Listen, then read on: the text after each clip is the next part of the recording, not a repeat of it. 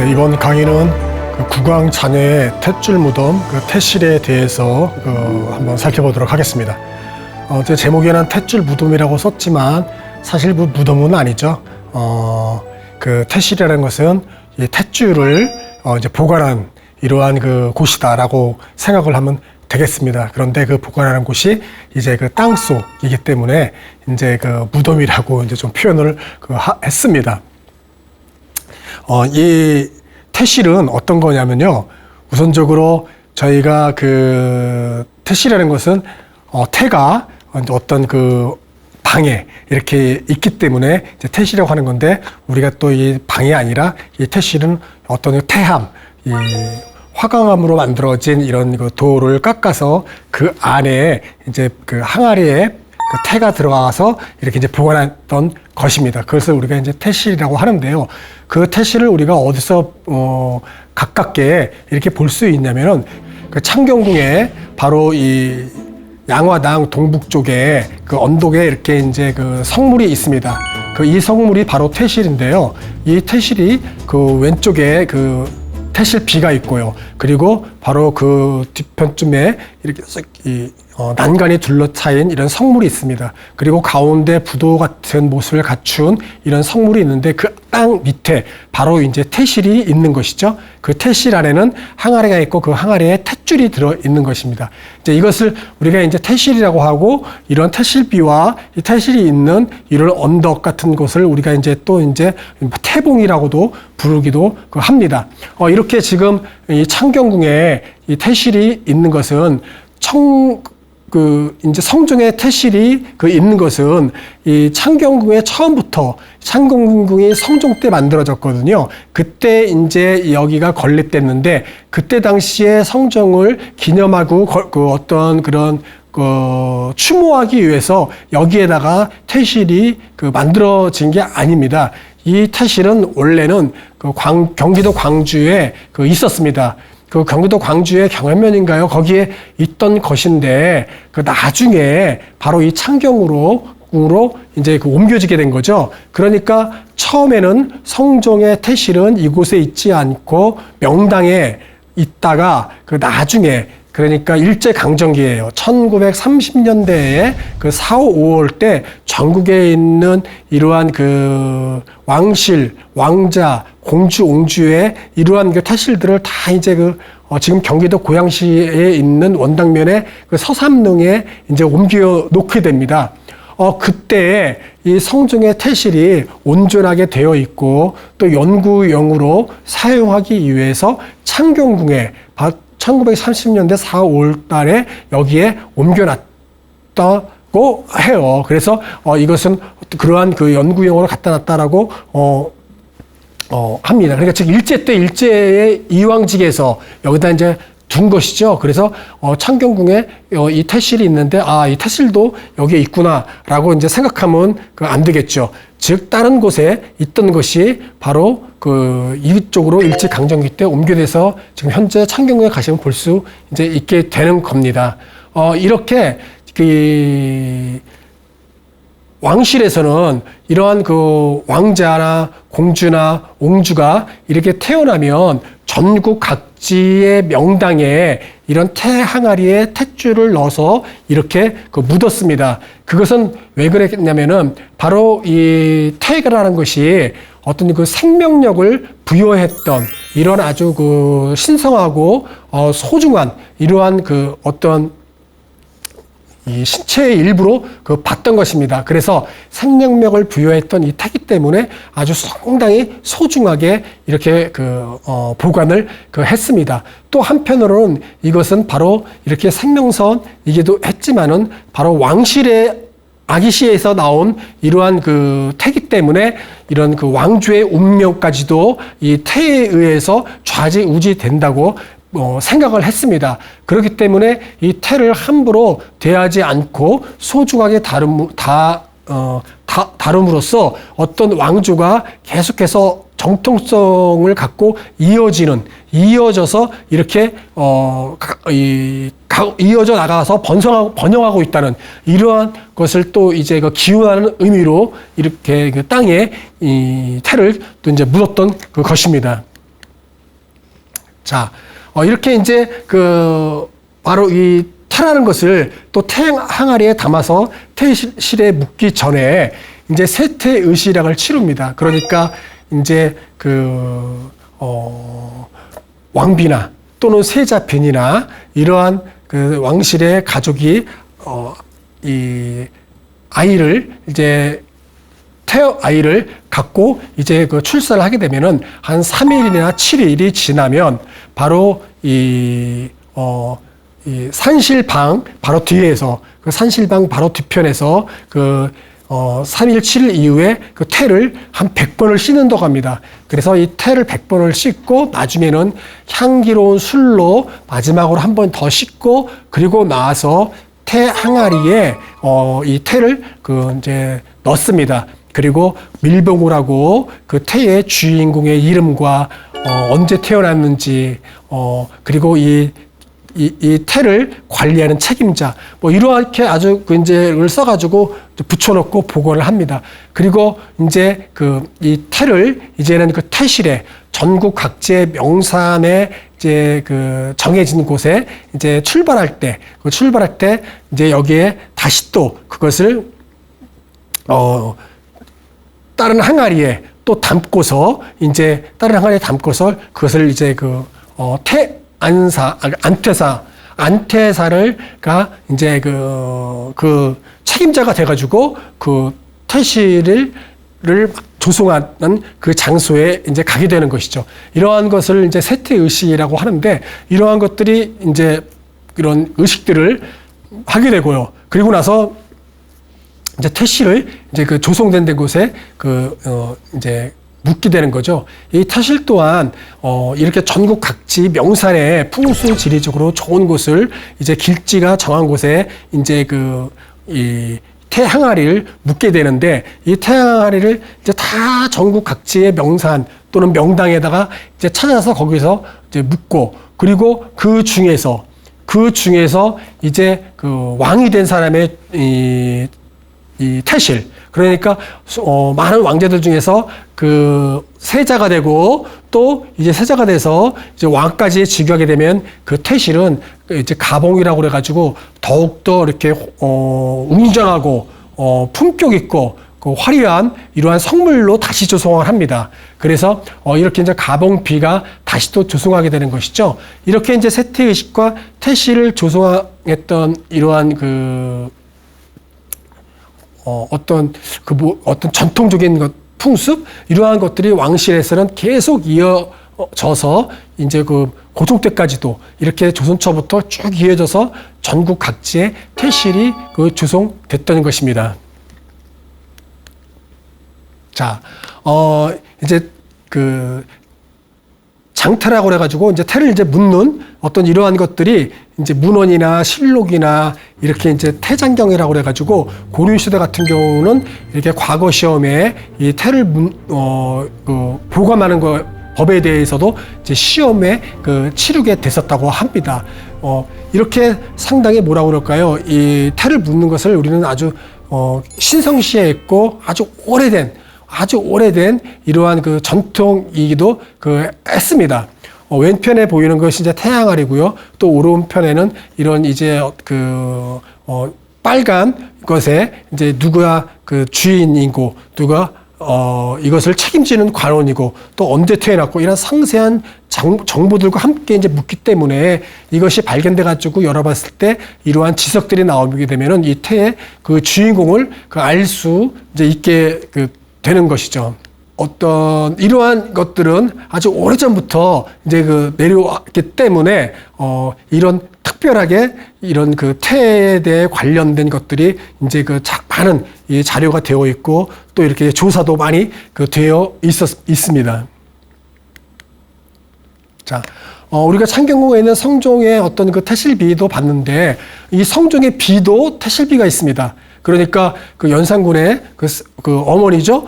패비윤 씨의 태실도 경북에 예천에 이제 이 태실이 있습니다. 그러니까 왕비의 여성도 이런 태실이 있다는 것이죠. 그런데 이 패비윤 씨의 태실 같은 경우는 이렇게 처음에 아기가 태어났을 때부터 태실이 마련되는 것은 아니고요. 나중에 왕비가 돼서 성조가 비가 되고 나서 2년쯤 후에 이제 가봉이 됐다고 합니다. 그러니까 그때 패비윤씨의 왕비의 어떤 의 이름을 단 태실비가 세워진 것인 것이죠. 그래서 이것 또한 경북 예천에서 있었기 때문에 우리가 왕비들도 그 태실들을 마련해 준 것을 알 수 있습니다. 지금 이 국내에는 왕비의 태실이 3개가 있다고 합니다. 그러니까 세종의 비였던 심씨, 그리고 또 세조의 비도 있고요. 그리고 또 패비윤씨의 태실, 이렇게 3비가 있었는데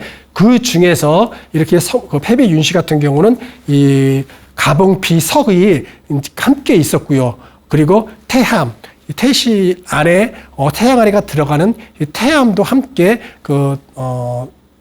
드러났습니다. 그러니까 태양은 땅 위로 드러나고 이 가봉비는 좀 기울은 상태로 제가 발견이 됐던 것이었죠. 그래서 이것을 경북 예천에서는 이제는 더 학술 조사를 통해서 많이 자료를 발굴해 가지고 현재로서는 이 가봉비 태실비를 바로 세우고 태암도 바로 묻었다고 합니다. 그래서 정비를 새롭게 해놓고서 이렇게 패비윤씨의 태실은 지금 우리가 가서 볼 수 있도록 만들어져 현재 있는 것입니다. 그래서 이 패비윤씨 같은 경우는 특별하게 또 가봉비까지 남아 있었기 때문에 좀 더 문화재적 가치가 높게 평가되는 것으로 지금 보고 있습니다. 이렇게 또 한편으로 세종의 왕자들, 그러니까 세종의 대군들, 군들, 이러한 왕자들이 함께 모여 있는 집단 군집되어 있는 태실 영역이 있습니다. 거기가 바로 성주에 있는 선석산입니다. 거기에 보면은 성주에 있는 선석산에 이렇게 세종이 낳은 자식들 모두의 태실비가 태실이 여기에 조성되어 있습니다. 그러니까 지금 전국 각지 명산에 다 흩어져서 이렇게 있는데 조선 초까지 세종 때는 이렇게 태실들을 함께 모아서 이렇게 이제 보관했던 것 같습니다. 그래서 여기에는 이 선석산에 18남 4녀죠. 세종의 자식들이. 그래서 18남 18명의 왕자들이 모두가 다 여기에 함께 있는 것입니다. 그런데 모두가 다 이제 제가 지금 함께 있다고 했지만은 원자였던, 그리고 세자가 됐고 왕이 됐던 문종 같은 경우는 나중에 가봉을 해서 이제 그 옆에 근처에 인근에 있는 이 법린산에 다시 또 이제 조성을 합니다. 이제 문종이 왕이 됐기 때문에요. 새롭게. 그러니까 아기 때부터 만들어진 태실들은 여기에 한 곳에 이렇게 이제 모여 있는 것이죠. 이렇게 지금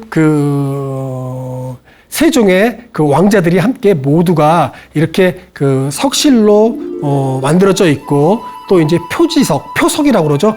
표석이라고 그래가지고 이렇게 그 앞에 이 태실의 주인공, 이 태실의 아기씨는 누군지 이렇게 묻은 애, 아이의 태어난 애, 이러한 것들이 쭉 표석에서 세워져서 앞에 이렇게 쭉 있는 겁니다. 그래서 이 앞줄에는 대군들이죠. 그러니까 세종의 왕자의 대군들이 7명이죠. 이렇게 문종서부터 이렇게 마지막 영웅대군까지 그러니까 이 문종까지 합치면 8명이군요. 그러니까 수양대군서부터 마지막 영웅대군까지 7명이 쭉 앞면에 놓여 있는 거고요. 뒤편에는 후궁이 나오는 이제 서자. 그러니까 우리가 보통 군군이라고 부르는 사람들이 이제 화의군서부터 연장서부터 마지막까지 해가지고 또 이렇게 쭉 11명이 있습니다. 그래서 여기에는 세종의 왕자들이 7명과 이제 이제 11명이 이렇게 17명이 있는 것이죠. 그래서 문종은 이제 법린산에 왕이 되고 나서 법린산에서 가봉돼서 새롭게 성물들을 더욱더 치장해서 더욱더 품격 있게 권위 있게 만드는 성물들로 해가지고 따로 이렇게 이제 마련을 한 것입니다. 이렇게 마련을 해놓고 또 이쪽 면으로 왼편으로 또 쭉 가보시면은 좀 이렇게 한 10m 정도 떨어진 곳에 또 원손 손자의 태실도 있습니다. 그 원손은 바로 단종입니다.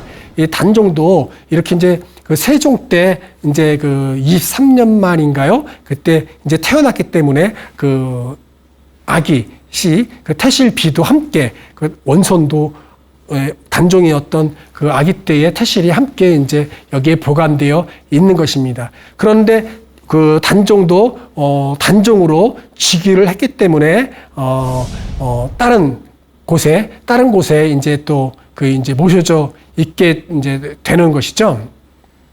이렇게 그 단종도 이제 다른 곳에 이제 모셔져 있고, 이제 문종도 왕이 됐기 때문에 다른 곳에 이제 모셔져 있고, 아기 시대의 태실로 그냥 그 상태로 이렇게 이제 놔두게 되는 것입니다.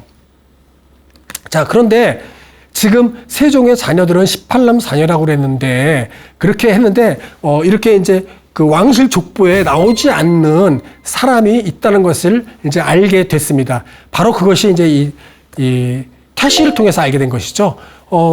이 맨 끝에 서자의 맨 끝에 그 태실에 보니까 이 19남의 당이라는 이름을 가진 왕자가 이제 그 나타나게 된 겁니다.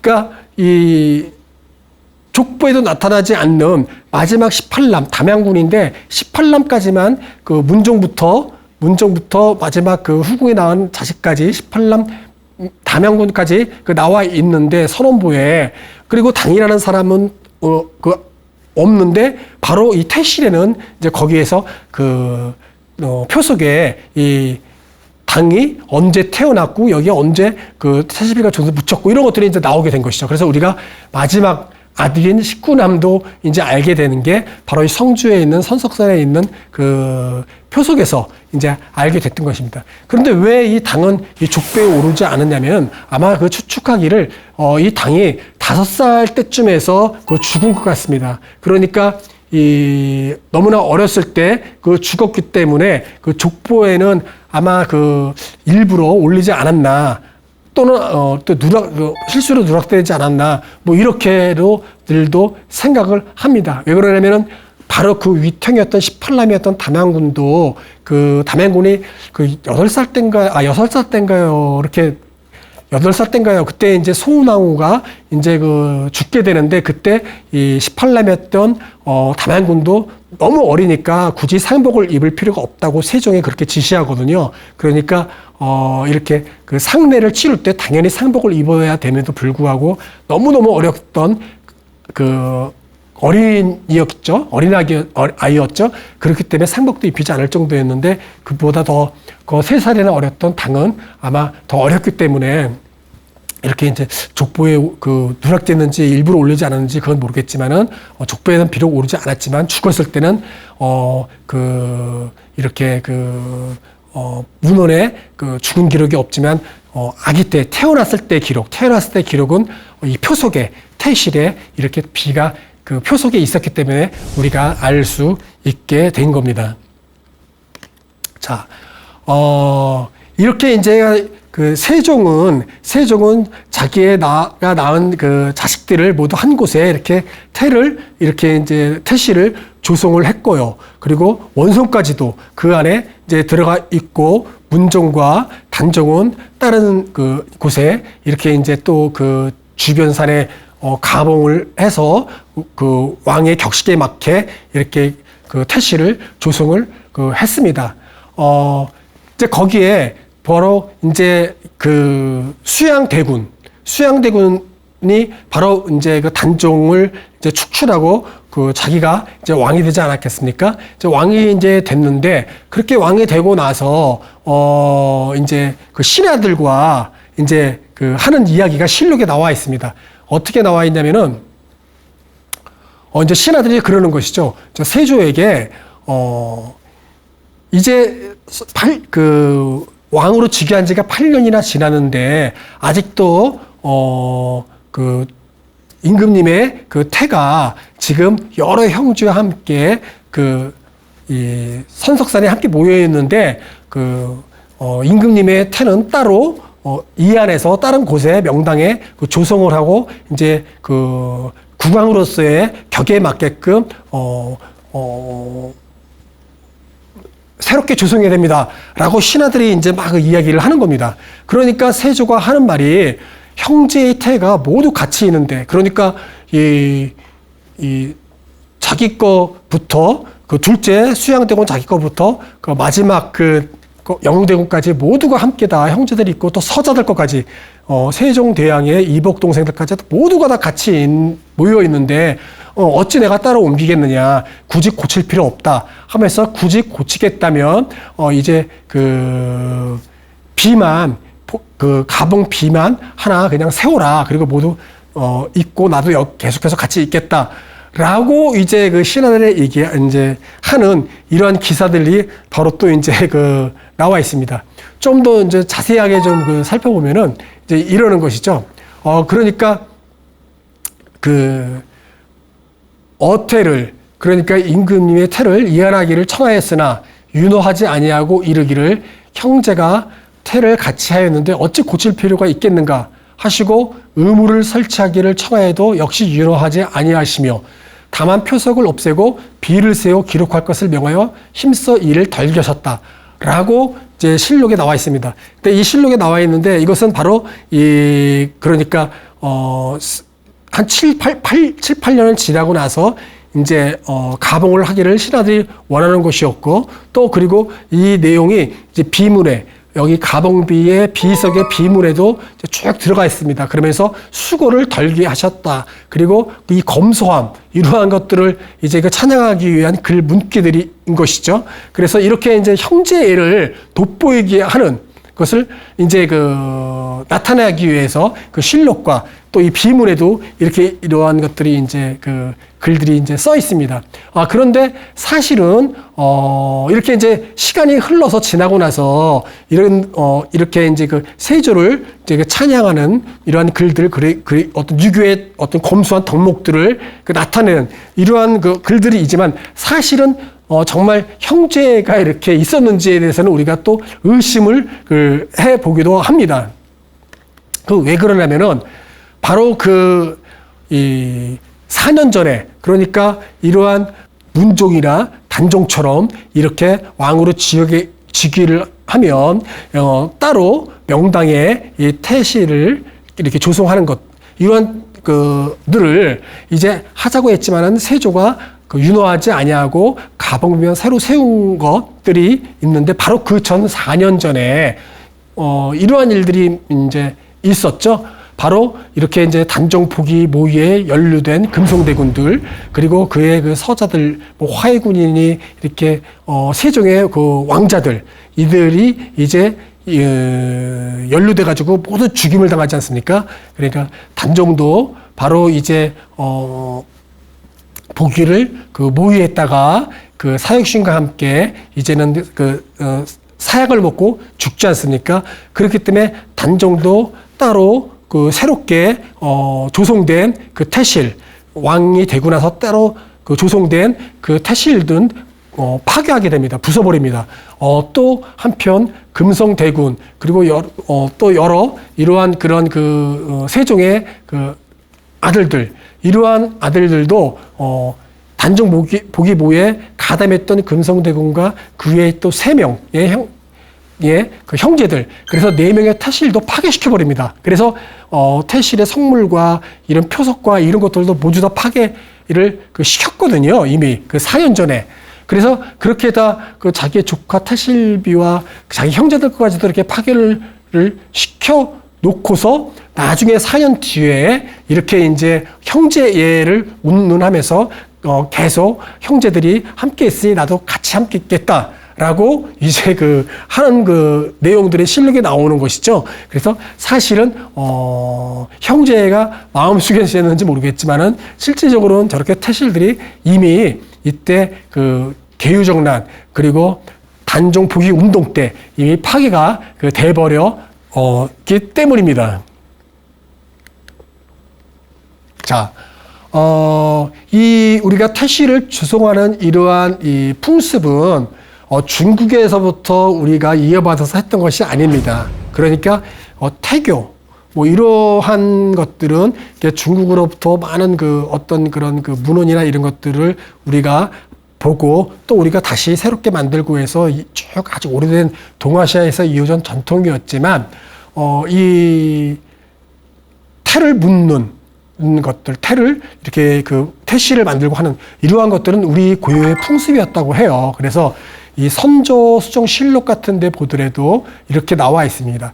이 태를 그 이제 운영하는 이러한 것들은 조성하는 것들, 이러한 설이 시작된 것은 신라 고려 사이이고 중국의 예로부터 옛날부터 옛부터 있었던 건 아니다라고 이렇게 이제 그 나옵니다. 그리고 또 좀 더 그 역사적으로 또 아래로 내려가 보면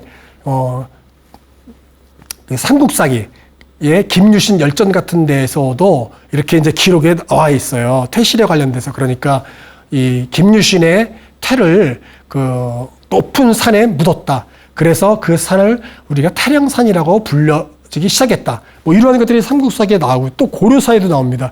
고려사에도 김유신의 이 태가 신이 되었다. 그러니까 신이 되어가지고 나중에 통일이 되고 나서는 사당도 짓고 제사도 지내고 막 이러한 얘기들이 나와요. 그러니까 태를 그 묻었다라는 것이 바로 이 신라 때에 있었던 김유신의 그 태부터 이렇게 이제 나오기 시작했습니다. 그래가지고 이러한 그 내용들이 있었기 때문에 이 선조 때에도 이렇게 실록에 이러한 그 풍습들은 우리 고유의 풍습이라는 것들을 우리가 알 수가 있습니다. 그래서 우리가 어떤 아주 오래된 이런 풍습이었고 또 이것이 그 민가에서도 있었습니다. 그래서 우리나라에서는 그 민가에서도 이 태를 이렇게 이제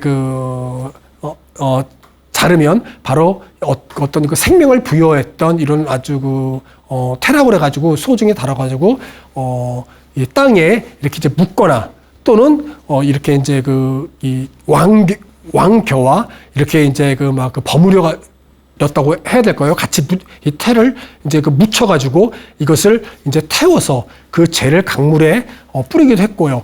이러한 것들이 민가에서도 이런 풍습이 이제 있었기 때문에 특히 왕실 같은 경우는 더욱더 이 어떤 이 왕자와 공주나 옹주의 신부의 아기씨였기 때문에 이렇게 아주 명당이라고 길지에서라고 이제 선정된 땅에다가 이 백자 아주 그냥 귀한 백자 항아리에 그 태를 담아가지고 이렇게 이제 묻었던 것이었죠. 그래서 이것은 상당히 우리 아주 신라 시대부터 있었던 이루었던 고유의 풍습으로서 알려져 있습니다. 자, 이것은 또 이제 문종실록에 나와 있는 건데요. 우리가 태를 어떻게 또 이렇게 생각했냐면은 여기에 또 자세하게 이 기사를 보고도 우리가 알 수가 있습니다. 대체 하늘이 만물을 낳는데 사람으로서 귀하게 여기며 사람이 날 때는 태로 인하여 장성하게 되는데 하물며 그 현우와 성세가 그러니까 그 현명함과 어리석음과 흥함과 쇠함과 이런 것들이 모두 태에 매여 있으니 태란 것은 신중히 하지 않을 수가 없다. 이렇게 이제 실록에도 나와 있습니다. 그러니까 얼마나 이거 소중하게 이렇게 태라는 것을 갖다가 이제 대했는지를 우리가 이런 글을 통해서도 알 수가 있는 것이죠. 이 태장경 같은 경우는 또 고려시대 같은 경우는 과거 시험에 보는 과목이기도 했었습니다. 자, 그런데 이렇게 태를 이제 아주 처음에 항아리에 담고요. 그 다음에 다시 또 다른 항아리에 담아서 이중의 항아리로 담고서 그것을 들고 또 표지석을 만드는 거죠. 그래서 표지석과 그 항아리를 이제는 화강암으로 만들어진 태함이라는 곳에 이제 넣어서 봉하고 이제 흙을 덮는 건데 이제 이러한 안퇴를 하게 되는데 또 이 폐단이 많았었나 봅니다. 그러니까 안퇴를 하기 위해서 이제 궁궐에서 이 안퇴사를 관리가 이제 이 태항아리를 가마에 놓고 이제 길지 명당에 옮기게 되는 것이죠. 옮기게 되는 것이죠. 그 과정에서 또 많은 폐단이 있었나 봐요. 그 안테사가 이동하게 되면은 맨 앞에는 그 악단들이 이제 음악을 막 연주하면서 이제 이동하게 되고, 또 뭐 산대놀이라고 하죠. 그러니까 이제 나희라고도 하는데, 악귀를 물리치는 이러한 막 그 노래, 춤, 막 이런 것들을 놀이패들이 함께 이제 이동을 하게 됩니다. 그래서 고을마다 이제 가면서 이동하게 되면은 이제 뭐라고 그럴까요? 이 농번기에 특히 이렇게 농민들이 많은 어떤 그런 부역 이런 것들도 이제 제공이 됐었나 봐요. 그러니까 비석과 표지석이나 이 성물과 많은 것들을 조성해야 됐으니까 특히 농사 지을 때 어떤 그 농민들이 와서 이렇게 이제 그 일을 같이 함께 도와야 했기 때문에 부역을 지어야 됐기 때문에 상당히 많이 힘들었어 봅니다. 그래서 세종 때는 이 세종 같은 경우는 이렇게 안테사가 지나가면서 봉송 행사를 할 때 농민들에게 피해가지 않도록 특히 조심하고, 특히 뭐 경기, 충청, 경상도로 옮겨가는 동안, 이동하는 동안 농민들에게 폐해를 주지 않도록 아주 각별하게 신신당부를 하면서 명했다고 하는 내용들이 실록에 이렇게 자주 나타나기도 합니다. 그래서 이 안테가 된 이런 가마가 또 이제 고을마다 가면은 그 동원에 이제 대청에 올려놓고 관찰싸움이 또 수령, 또 거기에 관원들이 와가지고 또 인사하고 또 절 올리고 막 이러면서 또 이제 지나갔다고 해요. 그래서 이제 태봉에까지 이제 다다르게 되는 겁니다. 이러한 폐단들이 많이 있다 보니까 나중에는 이제 정조 같은 경우, 그러니까 이제 정조 같은 경우는 자기의 첫 번째 문효세자인가요? 나왔을 때도 이렇게 이제 조심하면서 옮기고 농민들에게 피해를 주지 않도록 이렇게 또 이제 막 명하는 이런 것들이 또 기록에도 나오고요. 또 나중에는 이제 정조의 이제 그러니까 순조죠. 의령세 순조가 이제 태어났을 때도 또 특별히 아주 신신당부를 이제 하기도 했습니다. 그러니까 상당히 많은 안태 의식이 봉송하는 과정에서 많은 또 폐단이 나기도 했었다고 합니다. 그러니까 이제 영조 같은 경우는, 영조는 이제는 이런 폐단들을 없애기 위해서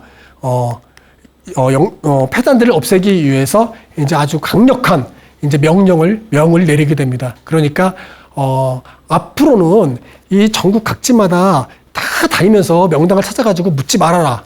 이제부터는 산 하나를 정해서 그 산에 다 함께 묻어라. 라고 이제 영조는 얘기를 합니다. 그러니까 세종 때까지는, 그러니까 고려 때까지는 이렇게 왕자, 그러니까 그 다음 왕이 될 왕과 세자의 것만 이렇게 이제 태실을 마련했었는데, 조선 초에는 모든 왕자의 태실을 마련했고요. 그리고 성종 때서부터는 공주, 옹주도 태실을 조성했었습니다. 그러니까 이 전국 각지에 엄청나게 많은 이러한 태실이 만들어지게 됐었겠죠. 그러니까 거기를 태실을 만들다 보니까 영조가 영조 때에 이것을 보니까 각 한 고을 하나가 다 태실을 만드는데 이제는 동원되는 것이죠. 그리고 고을 하나가 망가진다라고 영조는 봤습니다. 그래서 앞으로는 그렇게 하지 말고 산 하나를 정해서 그 산에 모두 차례차례 모두 묻어라라고 이제 명을 하게 되는 것이죠. 그리고 나중에는 더 한 7년이 지난 뒤쯤 나중에는 또 어떻게까지 명을 내리냐면은 앞으로 태실은 궁궐 후원에다가 만들어라. 그래서 태는 후원에 묻어라라까지도 얘기를 합니다. 그래서 이 정조는 이제는 자기가 처음에 첫 문효세자, 태어났던 그 문효세자를 궁궐 후원에 묻으려고 했던 것이죠. 왜냐하면 선왕이 그렇게 하라고 했기 때문에. 그런데 신하들이 극구 또 말리는 겁니다. 원자는 이렇게 함부로 태를 절차 없이 함부로 이렇게 하면 안 됩니다. 태실에 정중하게 모셔서 격에 맞게 모셔야 됩니다라고 강력하게 주장해서 이 문효소자는 충북 보훈인가요? 거기에 이제 그 태실을 조성해서 만듭니다. 그리고 그 다음에 또 이제 그 태어난 이제 그 순조 같은 경우도 이제 또 태실을 따로 보관해서 태실을 조성하게 된 것이죠. 그러니까 영조가 내린 그 어떠한 그 명을 이제 그 정조가 지키지 못하고 있는 것이죠. 그러다가 결국은 이 정조가 후궁의 몸에서 태어난 옹주는 이제 이 후원에다가 이렇게 이제 그 태를 묻게 됩니다. 하지만 또 그것은 이렇게 이제 이 제대로 지켜지지 않았던 것 같습니다. 그 이후에도 태실들은 이제 조성이 이제 또 되니까요. 이렇게 태실이 영주가 그렇게 명을 내렸음에도 불구하고 지켜지지 않고 태실을 조성했던 이유는 태를 그만큼 중요하게 생각하고 명당에 묻어야지만이 그 왕손들, 왕조가 대대로 이어지는 어떤 그런 어떤 그러한 어떤 이 중요하게 어떤 생각했던 것이었고요.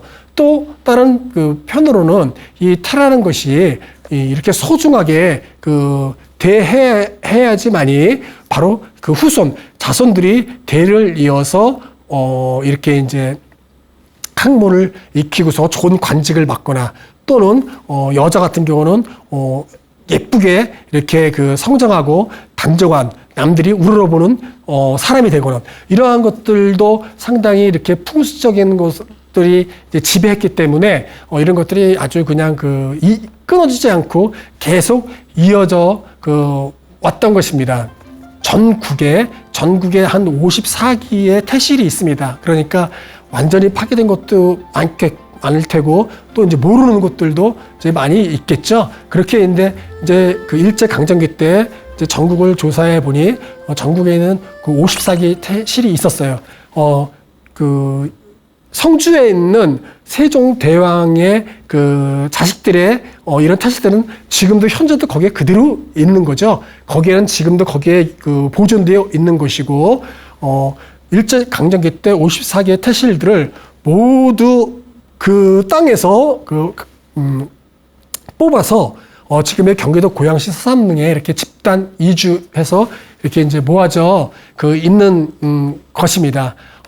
지금 그 세종대왕의 그 아들들이 있는 이 선석산에 있는 태실들도 지금의 모습처럼 이렇게 그대로 돼 있던 건 아니고요. 아까 말했던 세조 때 이렇게 네 왕자가 파괴되고 이렇게 또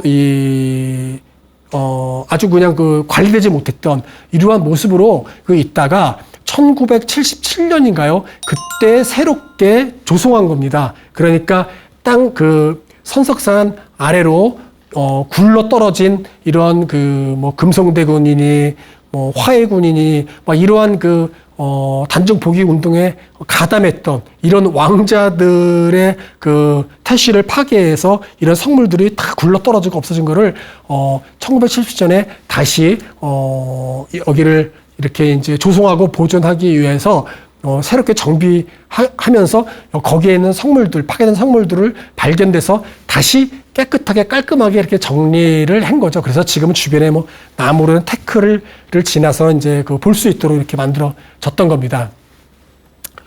그리고 1930년대 이렇게 5월 달에 또 일제에 의해서 이렇게 흩어져 있던, 그러니까 다 흩어져 있다는 건 무슨 말이냐면 명당을 찾다 보니까 명당을 찾다 보니까 전국 각지에 다 흩어져 있던 것이었죠. 그러니까 그러한 것들을 일제 강점기 때 모아서 이렇게 서삼릉에 이렇게 이제 한 곳에 모아놨습니다. 지금도 이렇게 가서 보시면 그때 당시 명당에 있을 때의 모습은 아닌 것이죠. 이 왕자들은 이렇게 까만 돌로, 오속이라고 그러죠. 까만 돌로 해가지고 한편에 모아놨고요. 또 한편에 공주, 옹주로의 태실이죠. 화강석으로 만들었던 이러한 비로 이제 나뉘어가지고 이렇게 이제 되어 있고, 담장과 철문도 있었는데, 이제 나중에 서삼릉 여기도 다시 이제 조사 발굴하면서 그때 담장 철문도 없앴다고 합니다. 이렇게 지금 현재 본 모습이 아니라 서삼릉에는 이렇게 왕의 능이 세 개가 있기 때문에 서쪽에 있기 때문에 서삼릉이라고 불러진 것이죠. 그리고 여기에는 어떤 그 왕과 왕자와 공주, 옹주의 무덤들이 약 47개인가요? 그 왕릉과 원과 묘들이 과 또 묘도 47기가 있고 왕실의 가족들의 무덤으로 조성된 곳인데 여기에 이런 어떤 생명을 부여했던 태를 묻었던 좀 성격이 다른 이러한 태들이 일제 때 일제에 의해서 저렇게 모여져 있게 됐던 것입니다. 그리고 여기에서 조서 발굴차 꺼냈던 이런 태 항아리들이 여기에 그 옆에 따로 부스처럼 보관되어 있습니다. 그런데 원래 백자 항아리들은 지금도 태항아리로 발견된 게 너무나 많고요. 국보급 보물로 된 것들이 많습니다. 태항아리들은 지금 발견돼서 보관되어 있는 거예요. 그래서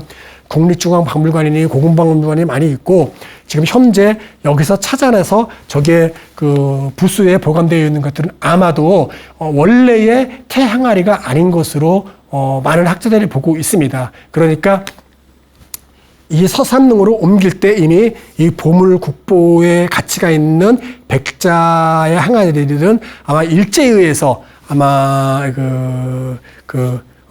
뺏겼을 것이다. 그리고 또 이러한 것들이 여러 사람의 거쳐서 이동하면서 현재 뭐 이렇게 박물관 같은 데도 들어가 있는 것입니다. 그래서 이 서삼릉에서 발굴된 70년대 이렇게 다시 발굴된 모습은 이 항아리들은 아마 그때 당시의 것은 아니로 이제 판단되고 있습니다. 그리고 또 한편으로 여기서 조서 발굴될 때 이미 이 땅을 파보면 이 안에 시멘트, 화강암이 아닌 시멘트로 된 석실이 있는데 그 안에 침수가 돼서 백자 항아리들이 둥둥 떠다니고 깨졌고 뉘어 있습니다. 그래서 누구의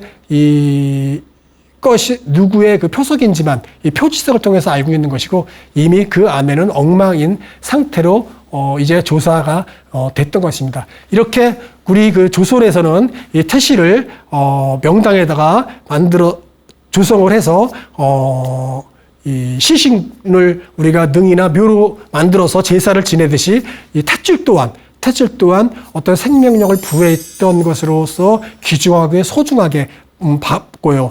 또 왕실에서는 이 탯줄이 어떤 왕실의 만세, 안녕을 기원하는 이러한 뜻으로도 이것을 보관을 했었습니다.